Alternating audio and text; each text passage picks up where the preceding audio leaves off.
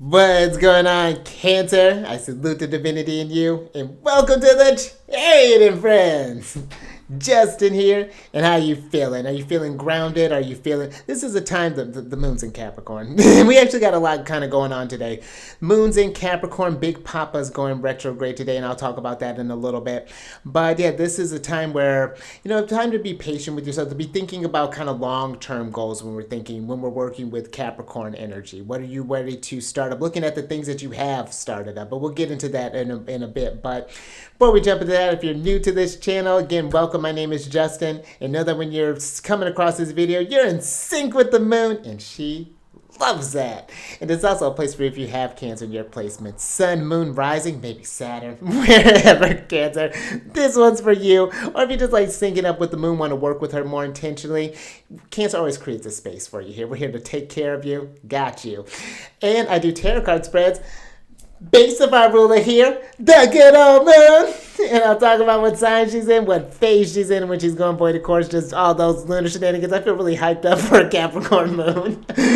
And just so you're all aware, this is a general reading, not a one-to-one. So take what fits into your story, discard the rest, and everything will be dope, Cancer. Now, let's jump into it. Yes, because the energy's feeling high. You know what? It's feeling a little chatty today, too, probably because it's Mercury Day, depending on when you're watching this. And Mercury is associated with Wednesdays. And this is, I'm going to shuffle your deck while I'm talking about this. But Mercury Day is a great day for communication. This can be a great day for learning new things, doing some reading stuff. Just if you need to process a lot of information, Mercury days are great for that. If you want to do any sort of like presentations, things along those lines, work with that, with those energies. Even like doing stuff during like a Mercury hour. Maybe you want to start scheduling. Okay, hold on. Okay, go. Thanks, Spirit. Maybe you want to schedule meetings around those times. Maybe you want to schedule like just a little get together. Maybe it's a great time to get on a phone call with someone. This could be great. Maybe even scheduling interviews, especially if you got a really strong Mercury placement. That could be something to work with Mercury in those types of ways. And I like to think too, this is something that I just personally like doing. Just checking in with how is your Mercury working in your natal chart? Is it placed in a strong house? Is it in one of its home signs of Gemini or in Virgo? Or is it a sign of maybe detriment in like Pisces? Or Mercury really does some interesting things in Pisces. Or if it's in like Sagittarius, how are you working with your Mercury placement? What's your relationship looking like there? So that's just another thing that I feel like to kind of invite when we're working with just kind of those mercurial energies. But also could be great stuff too for computer work. Just a little sidebar there. But also, on this day as well, like I was mentioning before, Big Papa's going to be stationing retrograde today, depending on when you're watching this, on the 9th. And when Jupiter is going retrograde, it's not that the abundance just cuts off. But I feel like this is a time to reflect on wherever Jupiter is transiting in your house, whatever house it's transiting through right now. How has that growth been going in that area? Have things kind of been going as scheduled? Have you learned a lot of new things, or have things kind of gotten out of control? Or have your attention been really kind of divided with Jupiter being in one of the signs of its detriment in Gemini? So this could be something to kind of look into, because now Big Papa really is kind of in a more of a weekend place. So I talk about this a lot more in my other channel, Alchemist 8, so definitely check that down in the description box. I won't talk about that too much here. But let's get into the lunar shenanigans, because on the 9th of October, the moon is going to be entering into Capricorn at about 2:38 a.m., and that's going to be Pacific time. And then I'll talk about the first quarter phase here in a moment. But when we talk about the moon just being in Capricorn in general, this is where the moon experiences her fall. Or excuse me, not her fall. This is where the moon's in her detriment. And when a planet or a luminary is in their detriment, that just means that it's not that the moon can't do anything. It's just that she has to work a little bit harder than normal than if she was in her home sign of Cancer, or even in like Taurus or something along that, or even in like Sag. But I find moon in Capricorns, where when the moon is in Capricorn, this is a time to think about, I think this is a great time to like work with your progressed moon, kind of see where that progressed moon is at, but really kind of working with like thinking about long-term goals that you've been working on. What are some things that have been that you've been seeding in this, like in maybe even particular in this house where the moon is falling, but just looking at any sort of like projects that you started, maybe even sort of like, how was your, maybe you're thinking about your career as far as like where that's going. Maybe you're thinking about what's going on in your relationship. Maybe you're thinking about, do I want to move to some places? Really thinking with Capricorn, we're investing a lot of time into whatever we're building. They're the cardinal earth sign. Their ruler is Saturn. And Capricorn is feminine in nature. So there's a receptivity that happens. So it's like looking at the foundation and the structure of your life and what's working, what's working efficiently, and what is maybe needing to change.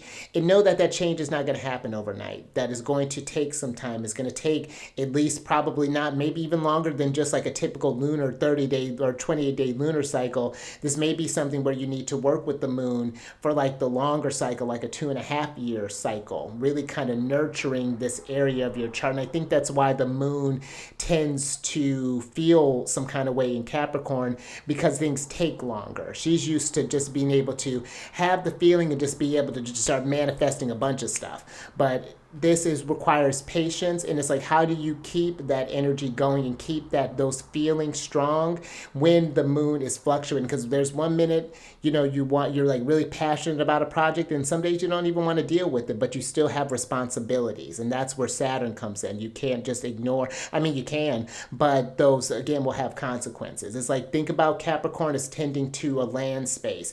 You may not want to get up every day at the crack of dawn to take care of your land, but if you don't have crops for when the cold season comes in. So that's just some things to kind of think about with this moon in Capricorn. I think that really just benefits thinking about some long-term thinking during this little period of time here. Now, on the 10th of October, we're going to be entering into the first quarter phase, and that's going to be specifically happening at 11:55 a.m. And again, that's Pacific time. And the first quarter phase is a time for action, where during the waxing crescent, we were getting inspired. We were looking into some things. Maybe you're thinking about a new workout routine. Maybe you were looking at some ways to balance, like, oh, how can I do in these finances? Or maybe I'm trying to think about, oh, how I can settle some debts or whatever this is. And now we're in this place of action. Now we're doing the workout. We're in this, like, we're not putting this off anymore. We're making the thought become a thing. And we're not worried about it being perfect. We're just worried about getting into the routine, and then adjusting. We'll make adjustments and things as we get into like the waxing gibbous and things along those lines, and then start kind of curtailing stuff and adjusting as we work through the rest of the lunar cycle. So, and actually, while I'm talking about this, I got a lovely little chart for you here. So let's go ahead and switch over here. And let me get my handy dandy drawer here. Because the first quarter moon is when the sun and the moon are 90 degrees apart from one another. So they're forming a square with one another. And the squares are Martian in nature. So there's this action, like I said, that's needing to be taken. There is this, there may be some energies of frustration, some irritation, some things that may come up while you're trying to figure out how to get this thing going. But this is where the moon is. There's this half light, half darkness that's going on there. And we don't see quite the full picture of how this is going to help yet. But again, it's like, this is the time, now's the time as any to just get the ball rolling. I think about when I started this YouTube channel and when I was doing all the things, there was a lot that I was still learning. And sure, I could have waited to when I felt more kind of solidified in my astrological knowledge or whatever that was looking like. But that's going to be a lifelong study. So it's like, I don't got all life to just not do anything. So I was like, I started out on just like this little table doing this tarot readings with my thoth deck with those big old cards. And then now here I am. It's just been constant refinement. Now we're working with charts and we got things. I've gotten tech savvy. It's been great. But this one thing I wanted to kind of point out with this lunation that I thought was very interesting. I think this is considering that this was a new moon eclipse that this lunation was starting with. One thing I wanted to bring to your attention during this first quarter square, while we're talking about Mars, is that the sun and the moon are going to be, the sun will be squaring Mars and the moon will be opposing Mars here soon, right after they have this conversation with one another. And I feel like this is going to be like really taking the insights and the downloads and the inspirations that have come up for you during this lunar cycle and really getting this stuff into action. I think there's going to be more of this internal push to get things moving, to get stuff started here. We still have this very, big Libra party here with the Sun, Mercury in the South Node here. And I just think with Libra, them being the cardinal air sign, there's all this cardinal energy that's happening here right now. The moon's in cardinal earth, sun in cardinal air, and Mars in cardinal water. So there's a lot of initiatory action. I mean, even while we were talking about the nodes, cardinal fire, so we got four of a kind. But really, getting some things started, I feel, is going to be important. And considering that Jupiter just went retrograde the day before, I think this is a time to, just think about how you can expand more, how you can show up for yourself and do more for yourself as opposed to expecting others to kind of do things for you. And I say that because I want to talk about, I think that's all I really want to talk about on this lunation here. You see, it's just a very active, just very action-packed kind of moon here as far as like Mars is wanting to get things started and to pay attention to, again, those intuitive nudges that are coming up for you. But I wanted to talk about the Sabian symbol before we get into the reading, and I'll talk about the Void of Course. So I've got a couple more things for you.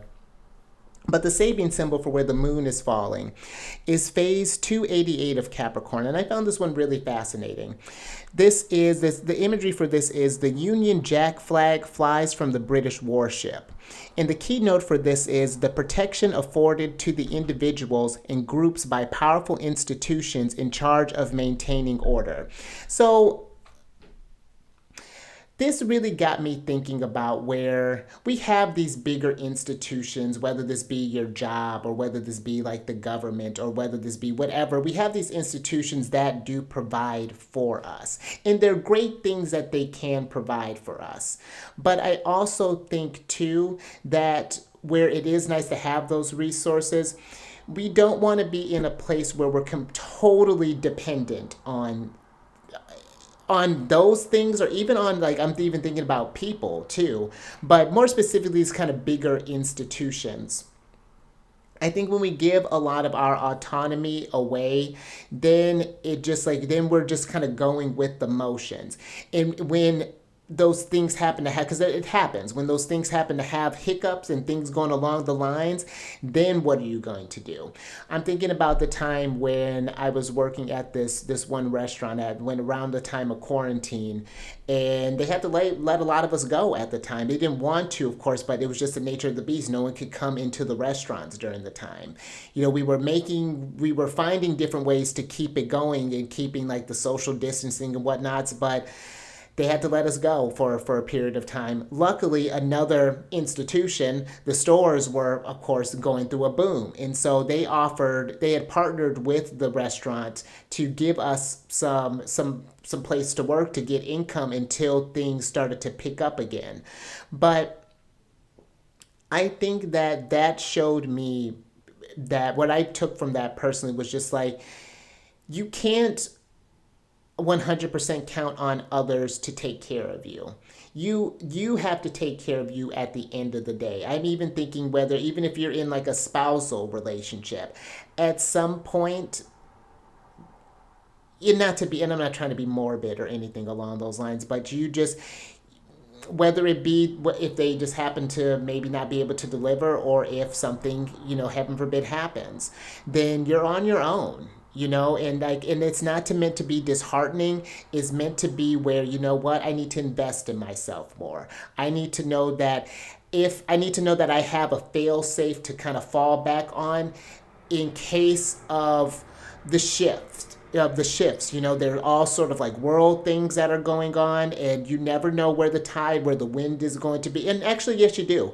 When the winds are flowing, there are signs for it when we're paying attention to this thing, but then you don't feel so at the mercy of these other things. So I really think that this moon, considering that we're thinking into Capricorn, thinking about those kind of long-term ramifications, what if And we're not putting that manifestation out there, but it's just like, what if something were to happen? Am I prepared? Am I taken care of? Do I have backup plans for how I'm going to figure this out? Do I have skills? And this could even be, do I have skills to leverage to get another job if something were to happen in the current field that I'm in?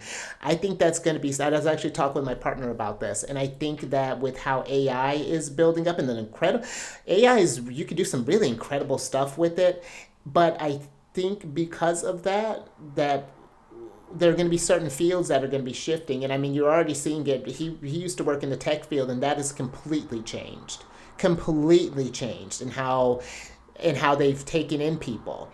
I was even talking with someone the other day talking about, we were talking about reusable energies as far as like nuclear compared to solar, and the pluses and minuses of those things, and how that's even looking in compared to oil. So there's so much to be thinking about. And I think that if you can get into a place where you feel more grounded and more secure in what you're doing, the better off we'll all be. And it's like, if we're all taking these steps to tap into more of our innate gifts and innate skills, and as opposed to keeping someone else's maybe dream alive as well, keeping our dream and kind of helping some things along, I think that this could be just feeling just more solidified. So this is why I feel like a lot of action is going to need to be taken care of, because we got a pretty we have a lot of energies that we can set some strong intentions with over these, especially over these next couple of years. So this is a time to really pay attention and really kind of show up and show out and be the brightest light that you can be, you know? Now, last little thing before we get into the tarot, I want to talk about the void of course. This is going to happen on Venus Day, the 11th of October, and it's going to go from 2:35 a.m. to about 9:31 a.m. So we're looking at about a 6-hour, 56-minute void of course. And the aspect that the moon forms with the last celestial body, and keep in mind I'm working with the traditional planets when I'm speaking about this, is what flavors the void of course period. And she's forming a square with Mercury. And so there is the challenge to the mind. Again, that square aspect that's going on here. And so I think that this is just thinking about a lot of things. What were some thoughts that maybe came up for you during this Capricorn moon? Maybe we're listening to this. It's just like, because, and keep in mind, again, I'm not trying to be in this place where I'm trying to incite fear. It is just more so thinking about having gone through something like that. And we've all, like, I'm sure a good chunk of us went through something like that where things just changed. And this was just a couple of years ago when this happened. You know, like, it's just like, what have I learned from this? And again, with Jupiter being retrograde right now, this is just really thinking about that. Like, Jupiter's retrograding in my house of my future, my hopes, my dreams, my aspirations, benefactor. So I'm thinking about how I can be more active on my community. How can I bring in more people to, make myself more valuable, thinking about my services and that I'm providing and things along those lines. So, but the void, of course, too, this is really kind of a favorable period just to kind of take some rest. This is a time to not really start anything. And when I say start anything like brand new up. This is a great time for finishing things out and kind of closing the doors on some things, but also a great time too to just do some meditation, just to get some rest in between, maybe do some some mindful breathing in between. Maybe you happen to be at a shift somewhere, you're doing got meetings early during that day, depending on what time zone you're in. And you're just taking a moment just to kind of gather yourself, just kind of check in, see what's going on, how am I feeling, and what prep do I need to maybe do for when the moon moves into Aquarius. So just some things I feel like to kind of think about. The void, of course, I feel, because the moon doesn't have any energy during this period of time. She's tapped out. So tap out for a minute. Tap out, take a break. And yeah, just kind of gather yourself with this void of course energy. And if you're wanting to work with these lunar cycles more personally, speaking of talking about my 11th house, if you want to work with these cycles more personally, whether this be looking into what's coming up for the year with the solar return, the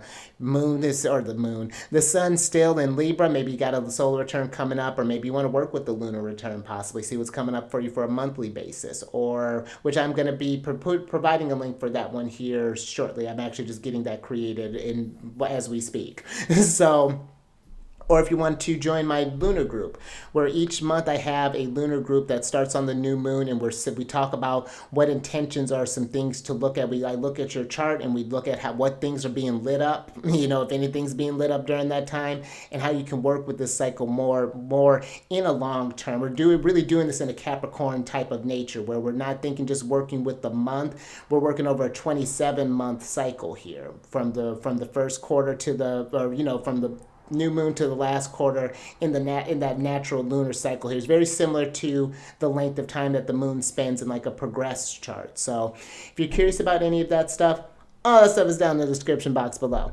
But let me go ahead and get this adjusted here, and then we're going to switch over. She got a couple cards for your general energy. I've been digging this kind of, there's like multiple cards that are coming out here.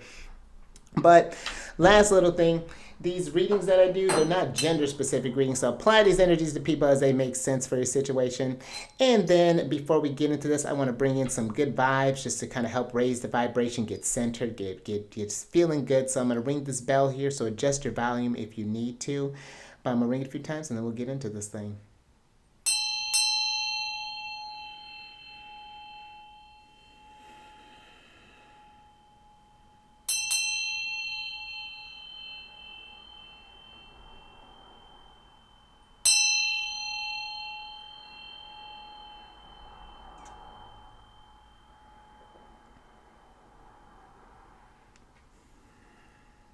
All right. Let's do this thing. Let's see what's going on with your general energy. Interesting. Oh, I like this. Look at all these water spirits coming through. So you have the koi fish spirit card here, which is a card of there is always enough. And then you have the electric eel spirit here, which is bring your ideas to life. And let's start with that electric eel, because that's what I was kind of talking about with this. This is a time to really start getting some things in action. Maybe you want to start up a side hustle. Maybe you have some idea. Maybe you want to start up a main hustle, and maybe turn your job into a side hustle. However this is looking, but this is a time I feel to get inspired. To really tap into what are you interested in? What are some stuff that you want to do? Because what I think maybe could happen sometime with this, I'm thinking this koi spirit, there's always enough. Maybe you're thinking that like maybe you want to be a musician, but it's just like there's so many musicians out there. How am I going to stand out? By using your voice, bringing your unique ideas to the table. No one can create I can't mimic what you do. You can't mimic what I do. It's just not in the chart. It's not in your personality. And I feel knowing that there's always, as long as you're doing your authentic self, there will always be the resources and the support that you need to get to where you need to go. But I feel like it's believing in your ideas and believing in yourself. And knowing that it's not going to be something that's just going to happen overnight. With the moon in Capricorn, it's going to take time. We're under the dispositorship of Saturn when the moon is in Capricorn. And Saturn is one that he's not like Jupiter, where we're just going to give and give and give. He'll give, but he's like, well, you have these dreams. Okay, what are you working with? And he'll give you the resources to look into this stuff, whether it's getting a mentor, whether it's taking a class, whether it's, learn whatever it is that you need to do. There's always ways to do it. But then Saturn's done. And he's just like, let's see it. Saturn, I feel, is probably the biggest cheerleader of the planets, because his mantra is I achieve. And I feel with Saturn, when you show yourself what you're made of, show that I'm getting inspired just thinking about it, just thinking about what you can bring. When you show yourself what you can do, there's nothing quite like it. I feel there's no other reward than when you see your ideas and things really come to life. And I'm really just kind of getting emotional just even kind of just thinking about it.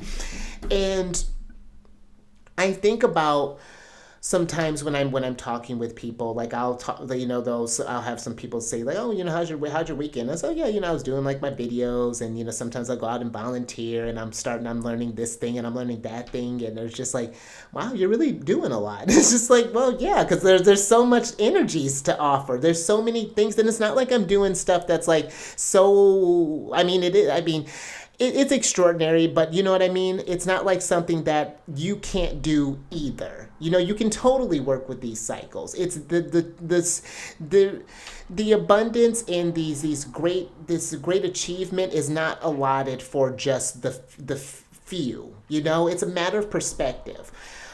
My partner has a pretty low. He's got a stellium in the fifth house in Virgo, and I mean that's a good house of good fortune. She's got so much to work with, but he's going through a Saturn transit. Is not quite feeling as abundant, and that's been something I've had to help him kind of get through. But luckily, I have the experience because I have the Sun in the 12th house. I have the Sun and the South Node there, so I'm no stranger to depression and misfortune and feeling like things are suffering and things like that. But I've learned from those things, and that's a gift that I've been able to bring. And now how I'm able to bring it to my tarot and to my astrology to let you know that, yeah, if you got a Scorpio stellium, no, you're not going to die. We're all going to go through an experience. But no, you can do some great stuff. Or if you got a loaded 12th house, you got a loaded 6th house. So like that does not mean anything. That is not a death sentence. That's not a time where you can bring failure. So that's even something. I was even I live near Seattle, and I was talking with someone kind of about how I feel that there can be a lot more work that can be done, not just even with like the government, as far as like helping the city and things, but how we can help the community, how we can help others who may be experiencing homelessness at this time, who may be to letting people know about the different resources that, and just like we were talking about that, and I was saying like there's still even a hustle there, something inside of that person. If we're going through that experience, they're still finding ways for food. They're still finding ways for shelter. I mean, you'll see people kind of building stuff on the side of it, but there's still even like an ingenuity there. It's all a matter of perspective, but we can get so lost, I think, sometimes in the appearances of things that you can forget that there's still some type of ambition there. It may not be how you do ambition, but there's still something there. You know what I mean? I hope yeah. Let's get into the tarot. Let's talk about this. Saturn. What's good? Let's bring the good word in. All right. Thanks, Spirit. Let's get into this thing. Let's reflect. I'm with it. So you have the Hermit card, which is Virgo energy. You have the Universe, which is the World card, Saturn. The Eight of Disc and the the Seven of Wands. And the Seven of Wands, this for me is whatever ideas you have. As long as you have the will to do it, you can see it to completion, but you have to visualize it first. You have to be able to see yourself and believe it, have faith, and not even just like hoping that you can do it, or I hope I can do. No, knowing that you can do this thing, and that is going to take practice. This Eight of Disc here is going to take some work. There's going to be trial and error. You're going to see like, okay, what's working, what's not. Where there's the Sun in Virgo. Sometimes we got something like, oh yeah, this is really cooking. And it's like, oh, you know what? You were maybe doing a lot here. So it's like, let's revise that a little bit. I stumbled across the journal of when I was first starting to do like my notes and things. I was just like, man, you're just so, and I'm still so ambitious, but it's like you were really just trying to take on all of the things. And now I'm really happy like how I've kind of split the channels up, how I've been kind of going about the things. And I feel this Hermit card here is just reflecting on how look how far you've come. And if there are some things I feel that maybe you felt like you had to put aside, or that you had to because of maybe it was lack of faith, maybe it was lack of what you felt like lack of resources. Again, there's always enough with this koi fish spirit here. Koi fish, they just, my stepdad's sister, I think they have a koi pond at one of their houses, and the koi, their job is just mainly to look look cute, and then to add this element of do something very, add an exotic touch to their place. And as long as they're just existing, they get fed. They have all the resources that they need. They know that there's going to be plenty, because it's like, look at me, how could I not just be abundant? I'm swimming in this taken care of pond. Everything is gravy. And I think the Seven of Wands too is being mindful about when you have these ideas that you're going to bring up and that you're bringing to fruition, that there may be others who they may actually just be opposed to it, or they may put their doubts on you. And I know I've talked about this, where it's like they it may not be intentional, but they may be setting this restriction on you. I remember when I started doing, like, when I switched over to just eating the vegan diet. One of my first things, my mom's like a big health nut. She was a personal trainer, so I trust her input. We always kind of exchange notes and things like that. But one of the first things, she was just like, well, what are you going to do for protein? I was just like, Mom, there's so many other things I could do for protein. Like, I work with chickpea flour, which I love. I can make these patties there, and I can mix them with different veggies. And of course, there's nuts, there's beans, there's so many. I mean, my pasta, there's so many things that you can work with. It's just, if you're working with a limited imagination, then you can only you're going to have limited results.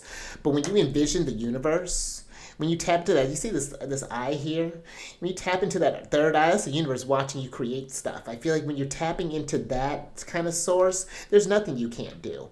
It literally is a matter of perspective. And I'm the type, like, I'm a surist, it's beyond an optimist now. Like, I have Jupiter on my ascendant. I've transcended past just being, just optimistic. I'm sure that if you work on what you do, when you work on what you want, you will achieve it. No matter what. No matter what. Okay, let's get some more on that.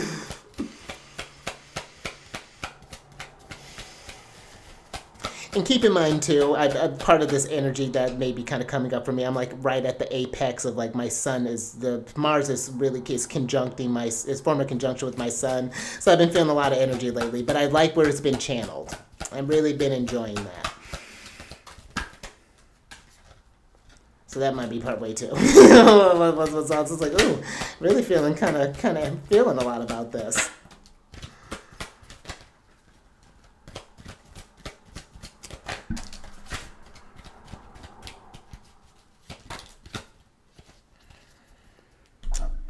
Thank you, Spirit. Let's see what else is going on here. Chariot! So you got the Chariot here. That's our card, Cancer. Yeah, the Three of Wands, the Eight of Swords. That's Jupiter and Gemini. And you have the Seven of Swords. It's a card of interference. And what I think can happen with Big Papa, especially Big Papa being in Jupiter right now, is that we overthink things. That where you can think about a lot of cool ideas and, like, yeah, I could do this and I could do that. But then when you think about how you're going to get started, it's just like, oh my gosh, I got to do this, I got to do that, I got to do the third, I'm going to have to do this. And it becomes just this spiral, and the Chariot stops. And then it's just like, I find if you're getting in your head like that, take a minute and pause. Okay, where am I going? Pull the Chariot over. What's going on?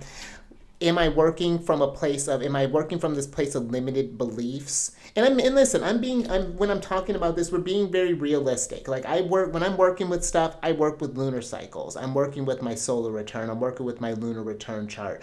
We're looking at these things. I don't just expect it, again, to just be where it's like, bam, just do it. But I do think it is about starting it. The only way that something will fail is if you don't do it. Because if you do something and it didn't go how you expected it to, then you learn something. Then a new road opens up for you. It's just like, oh, okay, that isn't my jam. Then maybe I need to try it this way instead. You can get a lot of great results from learning. It's not even about making mistakes. You're learning about these things. And maybe it's just changing up even the dialogue of how you're going about approaching this stuff.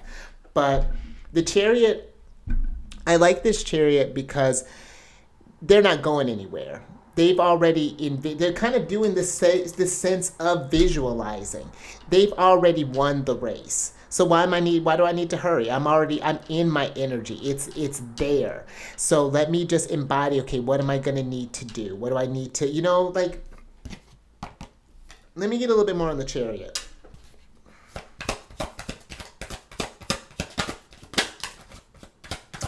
You're a star. Yeah, you're already there. Yes. I love that. Thank you, Spirit. So you got the star card, which is Aquarius energy, and then you have the 9 of stars. And that's one of the signs that Saturn is ruler over. The star, Aquarius. And if you can hold it in your head, I feel especially with Aquarius, you can hold it in your hand. And look at how bright that star is. You just got to touch it. Touch that light. Engage. Okay. Oh, what lovely imagery. Look at these hands. they're mimicking each other, basically. But right now, the dream is, it may seem small right now. You may be doing just like these little steps, but it's those little steps, those that practice and attracting what doesn't work and getting rid of what doesn't, either repurposing something that doesn't work or completely eliminating it and getting it to where it's shining bright. There's always enough. There's always enough. And the star card can be a card of healing. And maybe this could be healing that mental place, healing that inner critic, the one that tends to get in you. And the 7 of Wands can be something like, it can be this frustration. Mars and Leo can be hot when things aren't going its way, and it can be frustrated and can give up too soon if the energies aren't being mindful. And I feel this star card has just way too much to offer. It's got way too much to give to let something, any sort of obstacle get in its way. Saturn may delay, he may constrict, he might restrict, he'll never deny. If you're coming from a place of this is your heart's intention, he'll never deny you. But if you're going to be a star, you gotta do star work. Empress work. This is pre-Empress energy. But the abundance is there. The Empress is in you. Empress didn't just happen overnight. I'm with it. I'm so with it.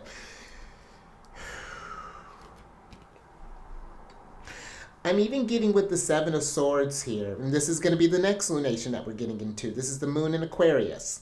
We may need to think about some alternative ways about doing some things, even possibly here. But I'm getting this message of like releasing expectations, of releasing like expectations versus reality. Just because something went the way that it did, that doesn't mean that it was a failure. That it was just like, oh, okay, that's something I hadn't planned on, but now I know better. And you know what? When you go out and inspire other people, you can help them get ahead of these pitfalls, so that they don't make the same. So that their learning process doesn't have to be yours. And you're adding so much value as well here. There's this ripple effect that happens in this too. I want more. Love it. So before we get some advice from Saturn, you got the art card here. And so let's create some things. This art card is alchemizing. Let's bring stuff to fruition and become your own inspiration. You know, I feel like the Temperance card, that's the art card, is a card of moderation. And I feel like if you've been giving into an energy that has been telling you that you can't do something, it's time where that may have served a purpose. Thank you. It's time to indulge the other side of it. It's time to get some balance into that. Okay, we've seen all the ways that maybe you think you can't do it. So you've planned on all the pitfalls. So now what are you going to do to get over them? What can you do to accomplish it because you can? Let's get some advice from Saturn.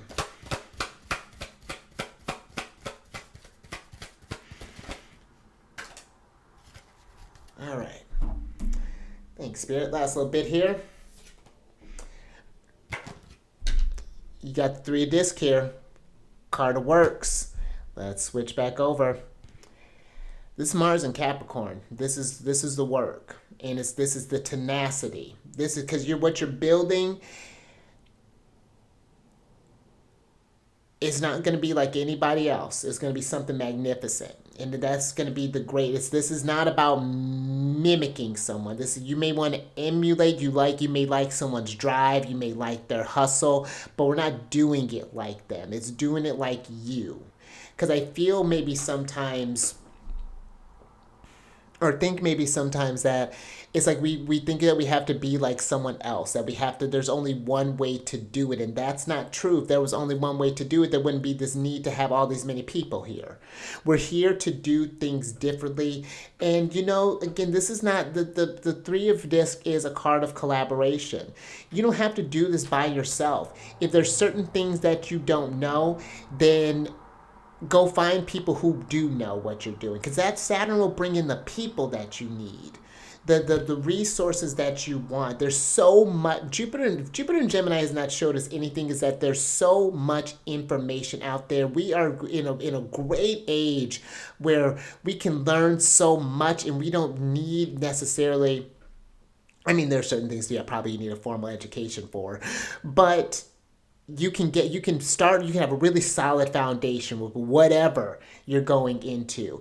If you're wanting to become a doctor, you can start watching stuff right now. You can start looking into, I'm sure there are surgeons and different specialists that are doing videos so that you can get familiar with the lingo, so that you're used to hearing what that conversation, the kind of conversations that you're going to need to have with people. The smallest of things can lead to compound to these massive stuff here. But you just have to put in just keep that drive, because Mars and Capricorn will go and go and go and go, and nothing can get in its way, because you got mountains, you got a whole universe to build. Let's see it manifest. You are an image of Source, a reflection of Spirit, and it would be, and I'm not coming at you, but it would be a disservice if we didn't get to see your gift, get to see that star shine bright, because you can, and you will. I believe it. I know it. I absolutely know it, and I'm anticipating this. Whatever it is that you're bringing to light, and you share in the comments whatever you plan on bringing into light. I want to, somebody's got a resource for you, and if you're not sure, leverage with this technological age. We can communicate with anyone anywhere. You may be surprised who reaches back out to you. Whew. I think I'm gonna leave that there. So, if you like that, if anything resonated with you, give it a thumbs up and share this. Let's get people inspired. Let's bring more ideas to life.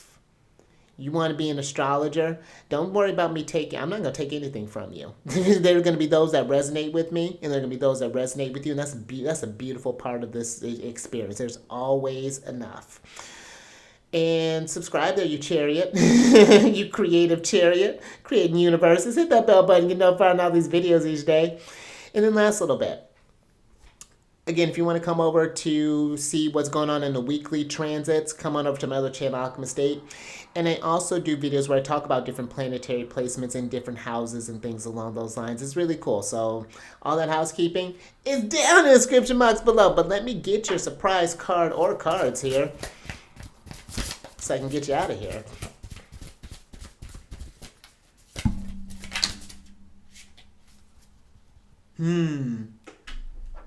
I'm with it. Thanks, Spirit. So you have the ceremony card here, which is a card of ritual, celebrate, and devotion. And be devoted to your ideas. Get in the ritual of creation.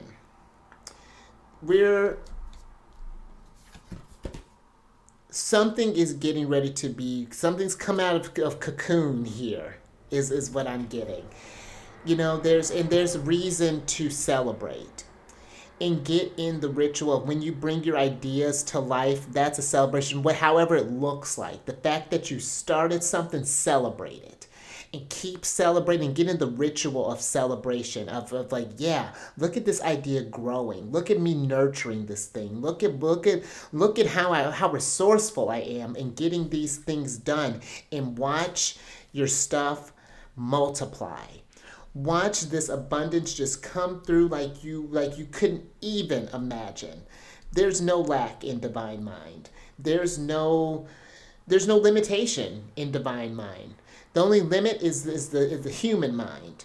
And when you're connected with source, connected with that inner knowing, that inner light that's within you, there is you can do everything. You can do everything and you can accomplish it. But it is something that you're going to need to get into the ritual of. Just one time is not going to do it. You got to continue to show up, whatever that's looking like.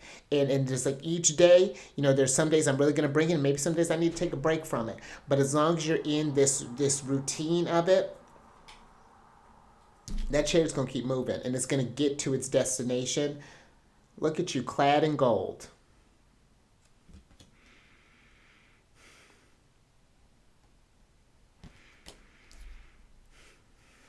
I think I'm going to leave that there. So until next time, keep raising that consciousness. Keep eyes on that moon. And I will catch you on the next one. When am I catch you? Venus Day.